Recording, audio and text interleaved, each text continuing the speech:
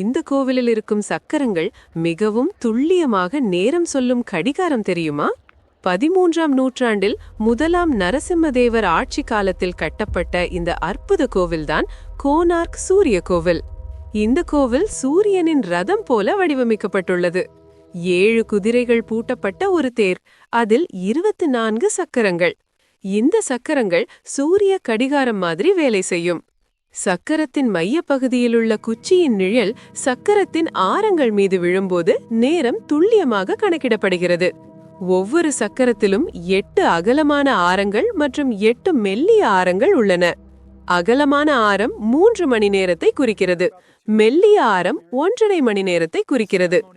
இரு அகலமான ஆரங்களுக்கு இடையிலுள்ள 30 மணிகள் தலா 3 நிமிடங்களை குறிக்கின்றன.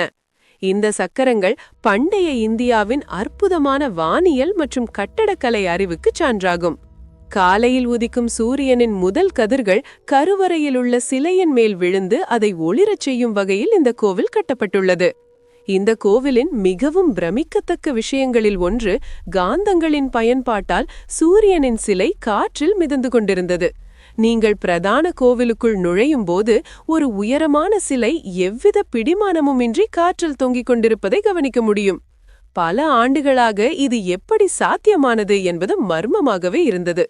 இந்த கோயிலின் உட்பகுதியை பார்த்தால் அந்த காலத்திலேயே இப்படி ஒரு கட்டட அமைப்பா என்று நாம் வியந்து போவோம்.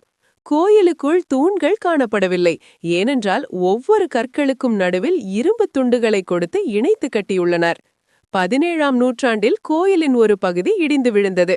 அப்போது சரிந்த பகுதியின் மேல் 52 டன் காந்தம் இருந்ததாக கூறப்படுகிறது. இந்த காந்தம்தான் தூண்கள் இல்லாமல் கோயில் நிற்பதற்கு காரணம் என சொல்லப்படுகிறது. 4 பக்கங்களிலிருந்தும் உருவான காந்த புலமே அந்த சிலை காற்றில் மிதப்பதற்கு காரணம் என்பது அப்போது மக்களுக்கு தெரிந்திருக்கவில்லை. இருப்பினும் இதே காந்த விசைதான் இறுதியில் அந்த சிலை அங்கிருந்து அகற்றப்படுவதற்கும் காரணமாக அமைந்தது.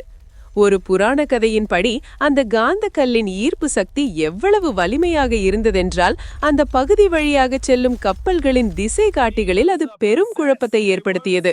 இது மாலுமிகள் கடலில் பயணம் செய்வதை மிகவும் கடினமாக்கியது. இதன் காரணமாக போர்த்துகீசிய மாலுமிகள் தங்கள் கப்பல்களை பாதுகாப்பதற்காக கோவிலில் இருந்த அந்த பெரும் காந்தத்தையும் சூரிய பகவானின் சிலையையும் அங்கிருந்து அகற்றி எடுத்துச் சென்றதாக கூறப்படுகிறது. இதுவே கோனார்க் சூரியன் கோவில் காந்தம் அங்கிருந்து வெளியேறியதற்கு காரணமாக அமைந்தது. வரலாற்று ரீதியாக இது முழுமையாக நிரூபிக்கப்படவில்லை என்றாலும் லோட் ஸ்டோன் என்று அழைக்கப்படும் 52 டன் எடையுள்ள ஒரு கல் இயற்கை காந்தமாக இந்த கோவிலுக்குள் நிறுவப்பட்டிருந்ததாக பல நிபுணர்கள் நம்புகிறார்கள். கோனார்க் சூரியன் கோவில் வழிபாட்டில் இல்லாததற்கு மேலும் ஒரு உருக்கமான வரலாறு கூறப்படுகிறது. அரசன் நரசிம்மதேவன் இக்கோவிலை கட்டி முடிக்க ஒரு குறிப்பிட்ட காலக்கெடுவை வைத்திருந்தார். ஆனால் தலைமை சிற்பி பிஷு மகாராணா மற்றும் 1200 தொழிலாளர்களால் அந்த தவணைக்குள் ததி நௌதி, அதாவது உச்சி கலசம் அமைக்கும் பணியை முடிக்க முடியவில்லை. இதனால் தொழிலாளர்களின் உயிருக்கு ஆபத்து ஏற்படும் சூழல் உருவானது. அந்த சமயத்தில் பிஷு மகாராணாவின் மகன் என்று கூறிக்கொண்டு தர்மபதா என்ற சிறுவன் அங்கு வந்தான். அவன் வியக்கத்தக்க வகையில் கோவிலின் உச்சியில் கலசத்தை அமைத்து 1200 தொழிலாளர்களின் உயிரையும் காப்பாற்றினான். பின்னர் அரசனின் கர்வத்தை மாற்றவும் தொழிலாளர்களுக்கு எந்த பாதிப்பும் வராமல் இருக்கவும் அந்த 12 வயது சிறுவன் கோவிலின் உச்சியிலிருந்து சந்திரபாகா நதியில் குதித்து தன் உயிரை தியாகம் செய்தான். அந்த சிறுவன் சூரிய பகவானின் அம்சம் என்றே மக்கள் நம்புகிறார்கள். அன்று முதல் அந்த புனித தளத்தில் தர்மபதாவின் ரத்தம் சிந்தியதால் கோனார்க் கோவிலில் வழிபாட்டுச் சடங்குகள் நிறுத்தப்பட்டதாக கருதப்படுகிறது. ஆனா இதுக்கு எந்த ஆதாரமும் இல்லை. இது இன்னும் ஒரு மர்மம்தான். யுனெஸ்கோ இதனை உலக பாரம்பரிய தளமாக பதிவு செய்துள்ளது. இந்தியாவின் 10 ரூபாய் நோட்டில் கோனார்க் சூரியன் கோவிலின் சக்கர வடிவம் இடம்பெற்றுள்ளது.